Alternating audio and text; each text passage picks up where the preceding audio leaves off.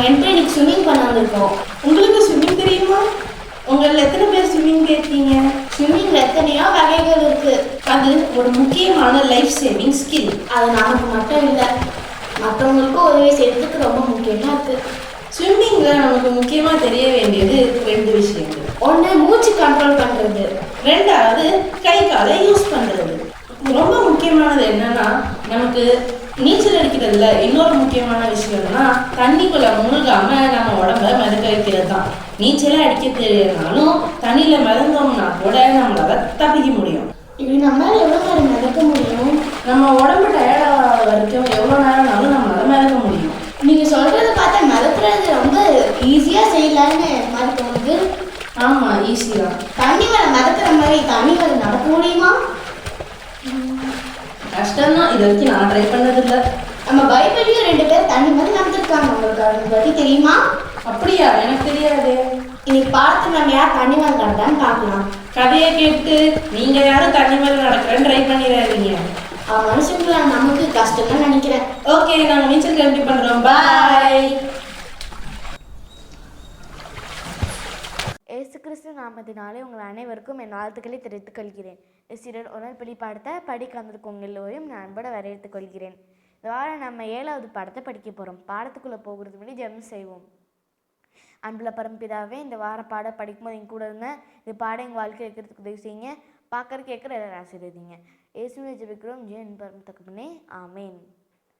இந்த வார பாடத்துக்கான தலைப்பு நீரின் மேல் நடத்தல். வார பாடத்துக்கான மனப்பாட வசனம் லூக்கா 18:27 எடுக்கப்பட்டிருக்கு. மனுஷரால் கூடாதவைகள் தேவனால் கூடும். இந்த வார பாடத்துல இருந்து நம்ம என்ன தெரிஞ்சுக்கிறோம்னா, நம்மளோட பார்வை எப்போதுமே ஆண்டவர் மேல வைக்கும் போது நம்ம ரசிக்கப்பட முடியும். சீஷர்கள் எல்லாரும் கலிலேயா கடல்ல ஒரு படகுல போயிட்டு இருந்தாங்க. 4 வருஷம் இயேசு கூட இருந்தாங்க.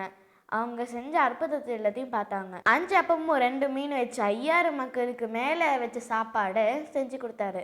ஜனங்கள் அவரை ராஜாவாக்கணும்னு ஆசைப்பட்டாங்க. அன்னைக்கு பொழுது சாயும் போது இயேசு அவங்க எல்லாரும் வீட்டுக்கு அனுப்பினாரு. இப்ப சீஷர்களை பார்த்து, நீங்க இந்த படகுல ஏறி போங்க, நான் உங்க பின்னாடியே வரேன் அப்படின்னு சொல்லிட்டு தண்ணி ஒரு இடத்துல ஜெபம் பண்றதுக்கு போனாரு. கலிலேயா கடல் அப்படிங்கிறது ஒரு பெரிய ஏரி. அது ரொம்ப பெருசா இருந்ததுனாலையும் நிறைய அலைகள் வர்றதுனாலையும் ஒரு கடல் நடக்கிற சீதோஷண மாற்றங்கள் அங்க அடிக்கடி நடக்கிறதுனால அது ஒரு கடல் அப்படின்னு சொன்னாங்க. ஆனா உண்மையிலேயே அது ஒரு ஏரி. இந்த சீஷர்கள் படகுல ஏறி கொஞ்சம் தூரம் போக ஆரம்பிச்சாங்க. பொழுது சாஞ்சி இருட்டாக ஆரம்பிச்சிருச்சு. கொஞ்ச நேரங்குள்ள அந்த ஏரிக்கு மேல மேகங்கள் வர ஆரம்பிச்சு. காத்து பயங்கரமா அடிச்சு பெரிய பெரிய அலைகள்லாம் உருவாக்க ஆரம்பிச்சிச்சு. இந்த அலைகள் சீஷர்கள் பயணம் பண்ணி போற படகுல வந்து மோதிச்சு. சீஷர்கள் அதிகமான அனுபவம் இருந்த மீனவர்கள் தான். ஆனால் எப்படியாச்சும் இந்த படகை செலுத்தலான்னு அவங்க கஷ்டப்பட்டு செலுத்தாங்க. அவங்க எவ்வளவுதான் முயற்சி செஞ்சாலும் காத்தும் புயலும் ரொம்ப பலம் வாய்ந்ததா இருந்துச்சு. அந்த காத்தும் அலையும் ரொம்ப பயங்கரமா அடிச்சு ஒரு புயலை போல அந்த படகை மோதிச்சு. ராத்திரி முழுசும் அந்த புயல் அந்த படகை ரொம்ப ஆட்டம் கொடுத்துச்சு. ஏறக்குரிய அந்த அடுத்த கரையை நெருங்கிட்டாங்க. பொழுதும் விடிய ஆரம்பிக்கிற நேரம். ஆனாலும் கொஞ்சம் இருட்டு கலந்த வெளிச்சம். தூரத்துல ஜெபம் பண்ணி முடிச்சுட்டு வந்த இயேசு தூரத்துல இந்த சீஷர்களுடைய படகுல போய் சேரணும்னு நினைச்சாரு. சீஷர்கள் அவங்க தண்ணி மேல ஏதோ ஒரு நோக்கி வரத பார்த்தாங்க. அது தூரத்துல வரது பார்த்து அது ஒரு ஆவி அப்படின்னு நினைச்சாங்க. ஏன்னா தூரம் தண்ணிக்கு மேல அலைகளுக்கு நடுவுல நடந்து வந்துச்சு. ஏதோ சாதாரண தரையில் நடந்து போற மாதிரி நடந்து வந்துச்சு. சீஷர்கள் அதை பார்த்து ஏதோ ஒரு ஆவின்னு நினைச்சிட்டு பேய் பேய் அப்படின்னு கத்த ஆரம்பிச்சாங்க. இப்போ ஒரு சத்தம் கேட்டுச்சு. பயப்படாதீங்க, நான் தான். இது சத்தம் எல்லாருக்கும் ஏதோ பழக்கமான சத்தம் மாதிரி இருந்துச்சு. அது இயேசுவோட குரல். இது கேட்ட சீஷர்களுக்கு நடுவுல இருந்த பேதுரு, இங்க வந்துகிட்டு இருக்கிறது உண்மையிலேயே நீங்க தானா? என்ன உங்ககிட்ட வர சொல்லுங்க அப்படின்னு சொன்னாரு. ஏசு உடனே சரி நீ ஏஞ்சி வா அப்படின்னு பேதுரு கிட்ட சொன்னாரு. ஏசுவை பார்த்தே பேதுரு அந்த படகுல இருந்து தண்ணியில காலை வச்சாரு. அவரோட காலு தண்ணிக்குள்ள போகல. வெட்டாந்தரில் நிக்கிற மாதிரி தண்ணி மேல நின்னாரு. ஏசுவை பார்த்துக்கிட்டே அந்த தண்ணியில ஏசுவை நோக்கி போனாரு.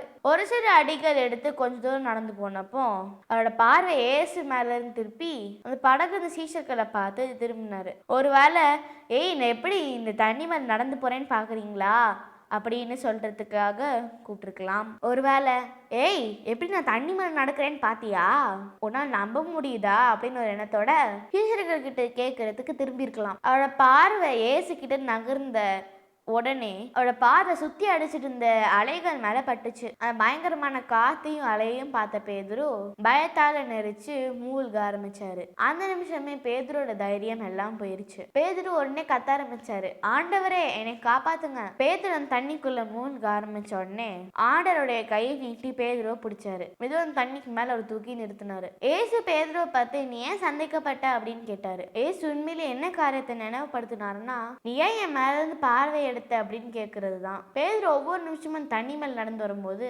பேதுரு ஆண்டவருக்கு தேவையான பலனை தருவாரு நம்ப வேண்டியது இருந்துச்சு. பேதுரு மெதுவா அந்த படகுல ஏறி விட்டு ஏசு ஏறினாரு. அவங்க 2 பேரும் அந்த படகுல ஏறினோடனே அந்த காத்தும் அலையும் அமைதியாயிடுச்சு. அமைதியா அந்த படகு போய் கரையை சேர்ந்துச்சு. இன்னைக்கும் ஏசு நம்ம கிட்டதான் எதிர்பார்க்கிறாரு. இந்த உலகம் அப்படின்ற கடல்ல கவலைகள், கஷ்டங்கள், சுகவீனங்கள், துக்கங்கள், இழப்புகள், சோதனைகள் அப்படின்னு பயங்கரமான காத்தும் அலையும் நம்மளை பயங்கரமா பயமுறுத்துது. இந்த உலகத்துல நாம பாக்குற இந்த அலைகளை, நம்ம சந்திக்கிற இந்த புயல்களை நம்ம மூழ்கிடாம இருக்கணும் அப்படின்னா நம்மளோட பார்வை எப்போதுமே ஏசு மேல இருக்கணும். நம்ம மனசுல நம்மளை சுத்தி என்ன பிரச்சனைகள் வந்தாலும் நான் ஏசு மேல இருக்கிற விசுவாசத்தை, அவர் எல்லாத்தையும் பார்த்துப்பாரு அப்படிங்கிற நம்பிக்கைய கொஞ்சமும் இழக்காம இருக்கணும். அப்படி எப்பவும் என் பார்வை ஏசு மேல இருந்துச்சுன்னா இந்த கஷ்டமான உலகம் அப்படிங்கிற கடல்ல என்னால ஈஸியா பயணம் பண்ணி போக முடியும். என்னோட வாழ்க்கையில நான் எப்போதுமே என்னோட பார்வை ஏசு மேல இருக்கணும்னு முடிவு பண்ணியிருக்கேன். நீங்க அந்த முடிவு எடுத்திருக்கீங்களா? இந்த பாடத்தை கூட சேர்ந்து படிச்சதுக்காக நன்றி. பாடத்தை முடிக்கிறதுக்கு ஜெபம் செய்வோம்.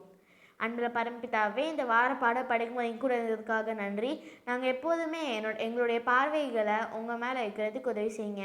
பார்க்குற கேட்குற எல்லாரும் ஆசீர்வதிங்க. இயேசுவை ஜெபிக்கிறோம். ஜீவன் அன்பு தாக்கனே. ஆமேன்.